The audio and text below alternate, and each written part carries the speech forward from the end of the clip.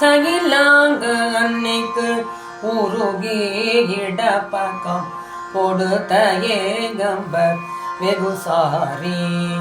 சதி தாண்டவத்தர் சடை இடது கங்கை வைத்த நம்பர் உரை மாள செயல் மாண்டு சீத்தோ அவிழறித்தோ பெறப்பாகந்த உபதேசோ சிறிய தனக்கு உரை செய்யில் சாற்று குருத்வோ உரையுமோதா அயில் வாங்கியற்றி